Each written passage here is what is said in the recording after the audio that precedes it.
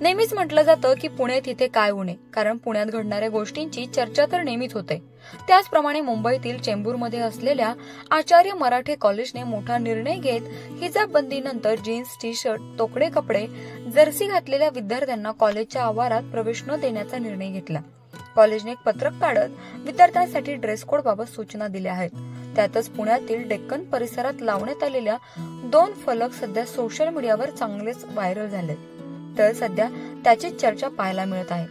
तर पहिल्या बॅनरवर मस्त ग्रुपच्या माध्यमातून महिलांनो असे कपडे घाला की कोणी वाईट नजरेने बघता कामा नये, तर त्याचंच प्रत्युत्तर देत त्रस्त ग्रुपने म्हटलं आहे की मन इतकं निकट ठेवा की कोणी कसेही कपडे घातले तरी नजर घसरता कामा नये। त्यामुळेच यावर तरुणांच्या काय प्रतिक्रिया आहेत आपण जाणून घेऊयात। बरोबरच आहे। पोस्टर जसे लागलेत की स्त्रियांनी कसे कपडे घालावे, माझ्या मते हा वैयक्तिक प्रश्न आहे ज्याचा त्यावरती कोणी सांगू नाही शकत आपल्याला की कोणी कसे कपडे घालावेत किंवा काय असं। पण तरी माझं म्हणणं असं आहे की काही जसे ठिकाण असतात तिथे जर त्या धर्म म्हणजे त्या जागेचं जर एक पावित्र्य राखलं गेलं असं जर असेल तर ते राखलं गेलं पाहिजे। जसं की आपण पद्मनाभनला जातो किंवा दुसरीकडे जातो तर तिथे आपल्याला विशिष्ट पेहराव करून मध्ये एंट्री दिली जाते, तर मागे असेही प्रकार झालेत।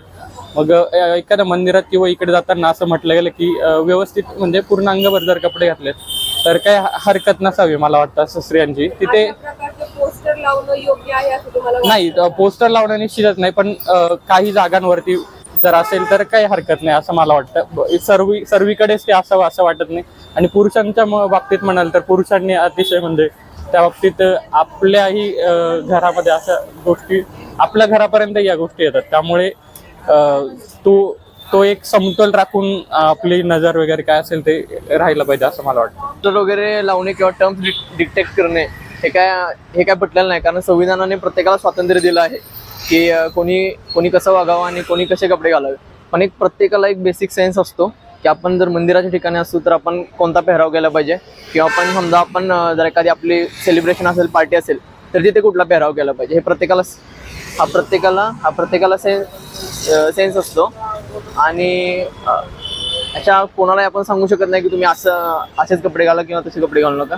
आणि हे जर नॉर्मलाइज झालं पूर्ण की मुलींनी ठीक आहे शॉर्ट ड्रेस घालणे किंवा वेस्टर्न कपडे घालणे हे जर नॉर्मलाइज झालं तर पुरुषांची जे त्यांना जेव्हा अगोदर वाटत असलं अरे मुलीने शॉर्ट ड्रेस घातलाय, तर पूर्ण नॉर्मलाइज होऊन जाईल अरे मुलीने शॉर्ट ड्रेस घातलाय यामध्ये।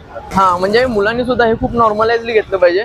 आपण जर वेस्टर्न कंट्रीजमध्ये बघितलं तर तिथे शॉर्ट ड्रेस घातल्यानंतर तिथले पुरुष असे नक्कीच म्हणत नसतील का अरे यार मुलींनी शॉर्ट ड्रेस घातलाय। पण आपल्या भारतामध्ये याचं खूप हे आहे, भाव केला जातो की मुलींनी शॉर्ट ड्रेस घातलाय। तर हे असंच ही जर पद्धत कंटिन्यू ठेवली म्हणजे असं नाही की आपण आपली संस्कृती विसरली पाहिजे। आपण both traditional and western cultures आपण आपल्यामध्ये ॲडॉप्ट केले पाहिजेत किंवा आपण आपल्या रेग्युलर लाईफमध्ये हे केले पाहिजेत। त्याने खूप या गोष्टी नॉर्मलच होऊन जातील पुढच्या काही 10-15 वर्षात। आणि मला नाही वाटत हा प्रश्न परत कोणी विचारेल की मुलींनी शॉर्ट ड्रेस घातले पाहिजेत का नाही, हे जर नॉर्मलाइज झालं तर। हा जो बॅनर लावलाय तो एंटरटेनमेंटच्या हिशोबाने लावलाय, कशा हिशोबाने लावलाय आपल्याला माहिती नाही, पण एक पुरुष म्हणून मी त्याच्यावर एक मोजक्या शब्दात बोलेल की त्यांनी कसंही कपडे घातले किंवा काय कपडे घातले तर त्यांचं वैयक्तिक स्वातंत्र्य आहे, त्यांना वैयक्तिक स्वातंत्र्य दिलेलं आहे। आपण आपला दृष्टिकोन पॉझिटिव्ह ठेवला पाहिजे, सकारात्मक दृष्टी आपली पाहिजे। आपला दृष्टिकोन चांगला असला की समोरचा व्यक्ती त्या दृष्टिकोनातून आपल्याला दिसणार नाही। ह्याच्याकडे एक पॉझिटिव्ह दृष्टिकोनातून बघतो मी, जेणेकरून आता हे बोर्ड जे लावलेत एक ज्याने त्याच्या सकारात्मक दृष्टीने कोणी कुठल्या दृष्टिकोनातून घेतलंय ते त्याचा प्रश्न आहे शेवटी। पण माझा दृष्टिकोन असं सांगतो की मी तर त्यांचं वैयक्तिक स्वातंत्र्य आहे, पुरुष म्हणून मी तरी चांगल्या दृष्टिकोनातून समोरच्याला ट्रीट करत असतो। संविधानाने प्रत्येकाला अधिकार दिला आहे कोणी कसे कपडे घालावे, कसं वागावं, त्यामुळेच आपण कोणालाही कपडे कसे घालावे हे सांगू शकत नाही। अशा प्रतिक्रिया तरुण देताना आपल्याला पाहायला मिळतात। प्राची केदारी, लोकल 18, पुणे।